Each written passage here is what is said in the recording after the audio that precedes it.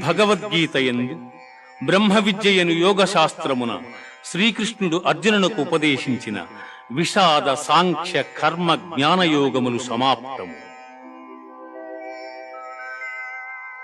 సన్యాస కర్మయోగశ్చ నిశ్రేయసకరావుభౌ తయోస్తు కర్మ సన్యాసాత్ కర్మయోగో విశిష్యతే.